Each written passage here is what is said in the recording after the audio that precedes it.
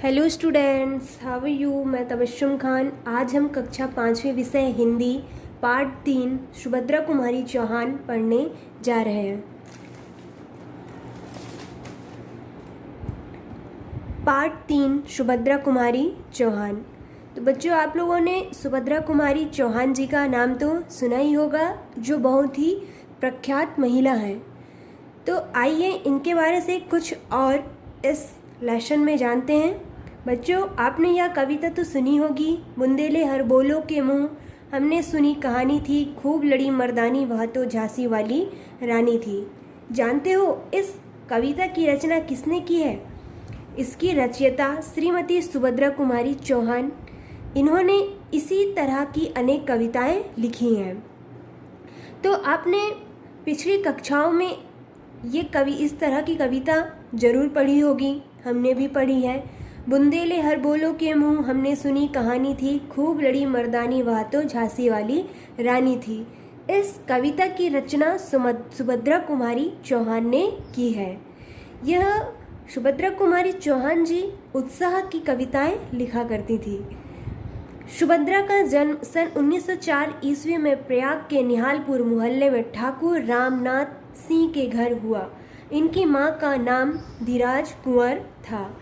तो सुभद्रा कुमारी जी का जन्म कब हुआ था? 1904 ईस्वी में प्रयाग के निहालपुर मोहल्ले में ठाकुर रामनाथ सिंह के घर हुआ था। इनकी माता जी का क्या नाम था? धीराज कुंवर। 5 वर्ष की उम्र में इनको स्कूल में भर्ती किया गया।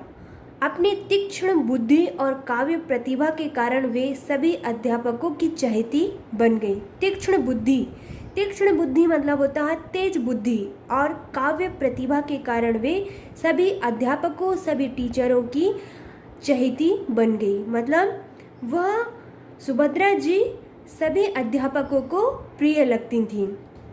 जब 7वीं कक्षा में थी तब इन्हें महादेवी वर्मा की कविताओं के बारे में पता चला और दोनों मित्र हो गईं।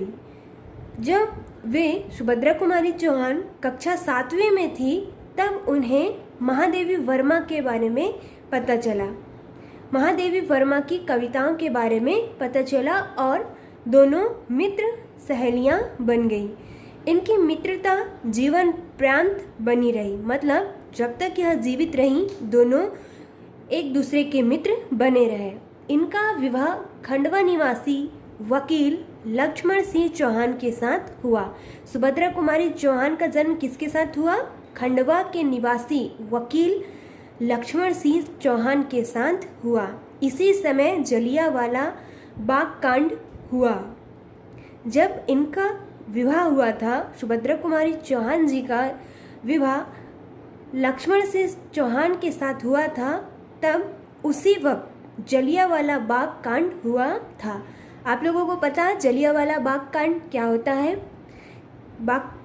जलियांवाला बाग कांड क्या है?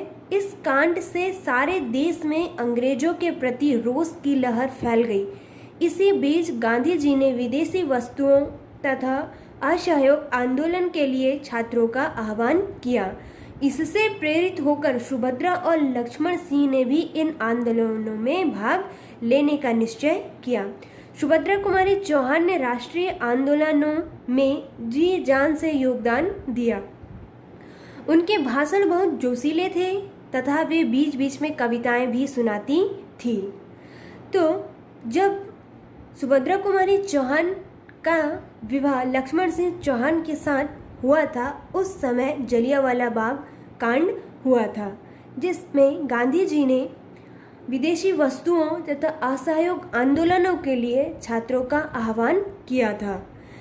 इससे प्रेरित होकर, इस जलियांवाला बाग कांड से प्रेरित होकर सुभद्रा कुमारी चौहान और उनके पति लक्ष्मण सिंह चौहान ने भी आंदोलन में भाग लिया और उसमें भाषण दिए, जिसमें उनके भाषण बहुत ही जोशीले होते थे, जो युवाओं को, छात्राओं को उत्साहित करते थे।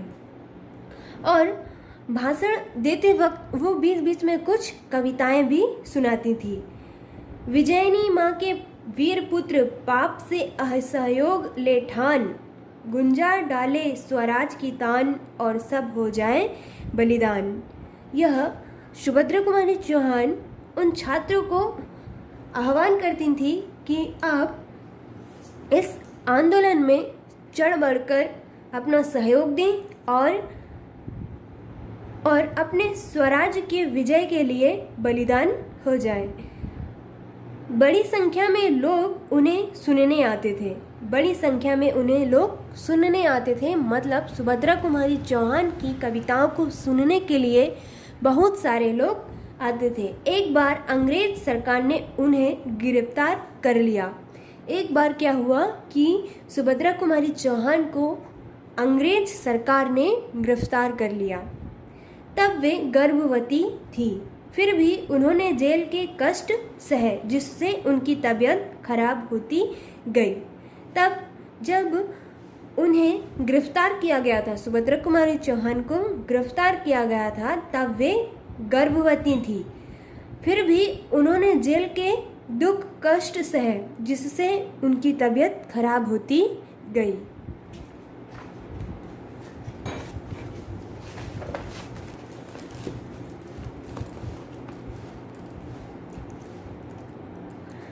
सत्याग्रह की समाप्ति के बाद बेटी सुधा का जन्म हुआ।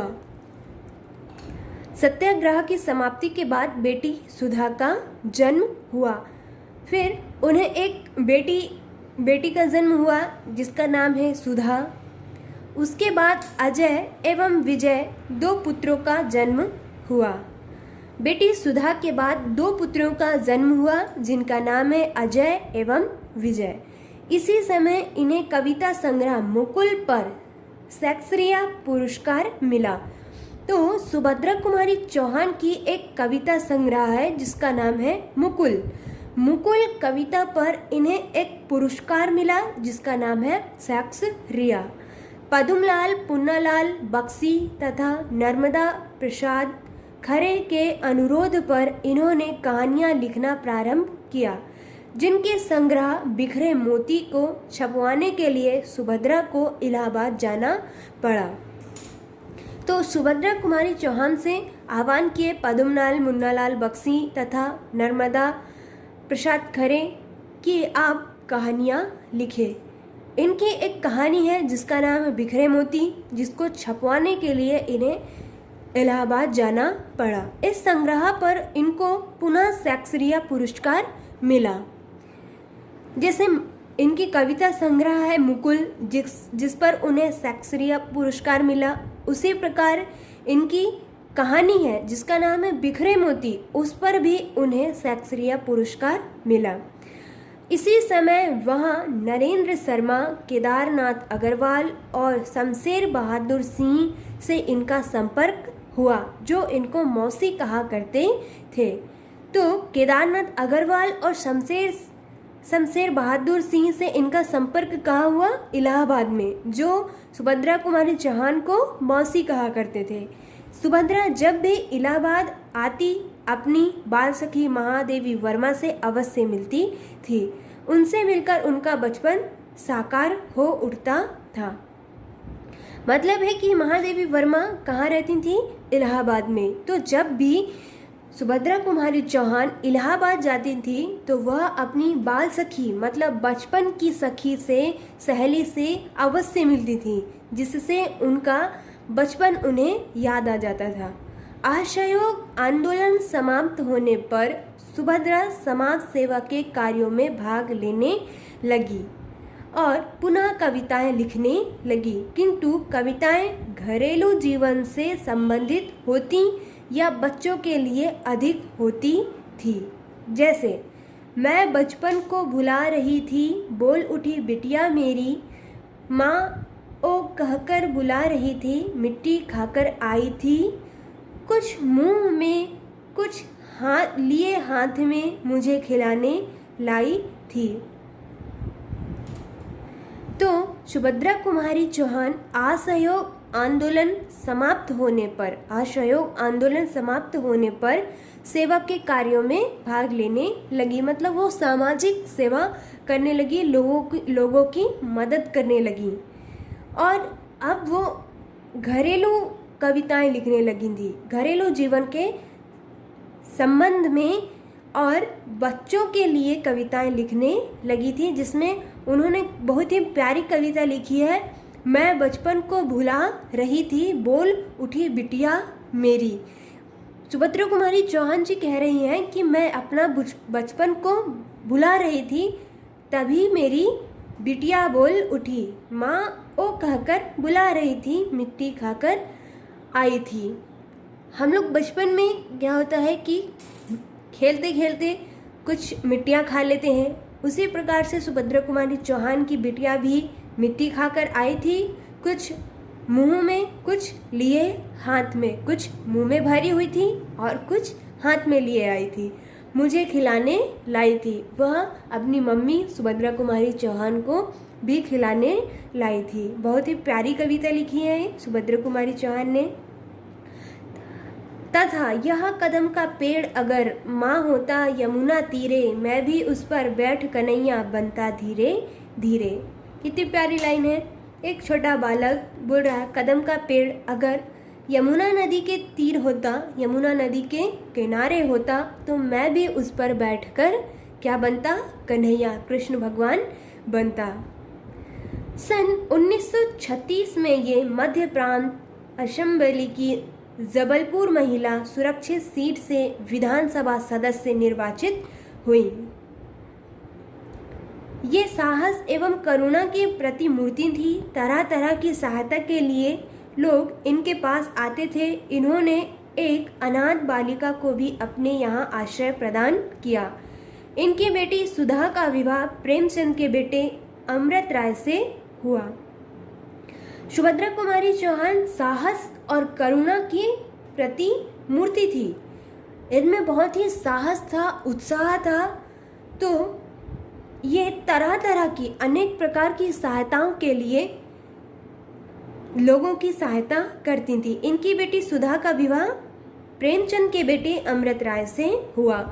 लगातार दूसरी बार सुभद्रा जबलपुर विधानसभा सीट से चुनी गई और मध्य प्रांत असेंबली पहुंची। इसी बीच 30 जनवरी 1948 को गांधी जी की मृत्यु का समाचार मिला, जिससे उन्हें गहरा आघात हुआ।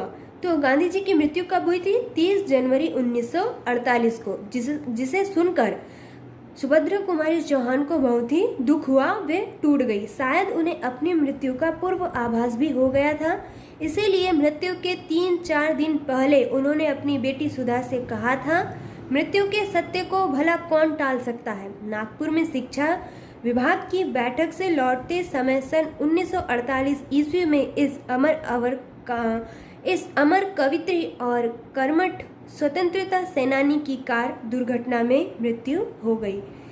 मिला तेज से तेज की वह सच्ची अधिकारी थी। तो नागपुर में शिक्षा विभाग की बैठक, नागपुर में कोई शिक्षा विभाग की बैठक हुई होगी सन 1948 में। तो इस अमर कवित्री और कर्मठ स्वतंत्रता सेनानी की कार दुर्घटना मतलब कार एक्सीडेंट में मृत्यु हो गई थी। तो ये हमारा लेसन हुआ समाप्त। सुभद्रा कुमारी चौहान जो बहुत ही ओजस्वी और तेजस्वी उत्साही महिला थी, जो बहुत ही प्यारी कविताएं लिखती थी, जो युवाओं और बच्चों और घरेलू सभी तरह की कविताएं उनमें लिखने की प्रतिभा, काव्य प्रतिभा थी। उम्मीद है आप लोगों को लेसन समझ में आया हो। आप लोग स्वयं भी रीड करिए और समझने की कोशिश करिए।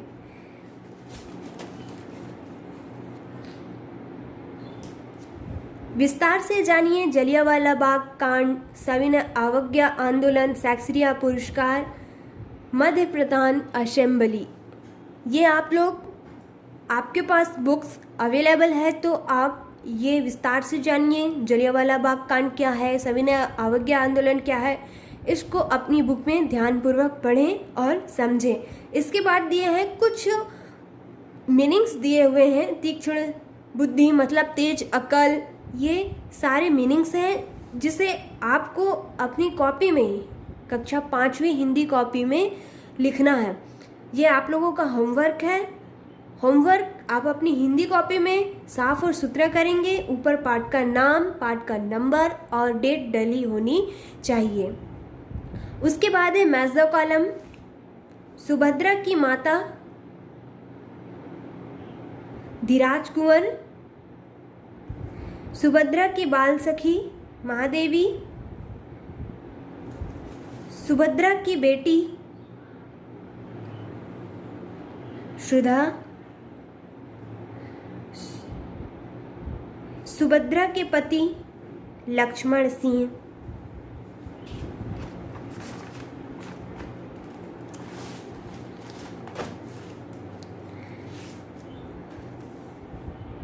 सुभद्रा कुमारी का जन्म खालिस्तान में हुआ था।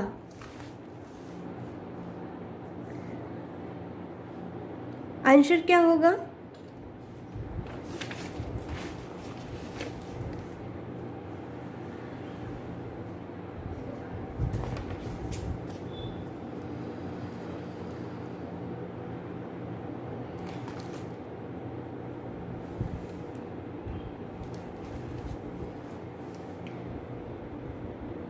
(1904) में हुआ था।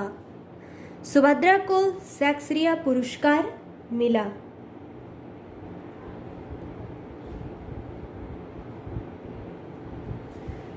सुभद्रा के भाषण बहुत जोशीले होते थे।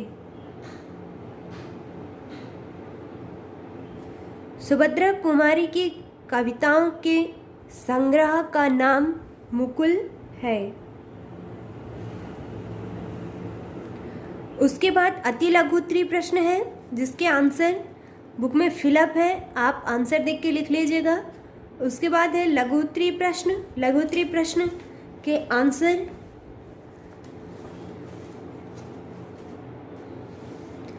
आप अपनी कॉपी में ऊपर पे पाठ का नाम, पाठ का नंबर और एकदम साफ सुथरी राइटिंग में अपनी हिंदी कॉपी में लिखा होना चाहिए। ये आप लोगों का होमवर्क है।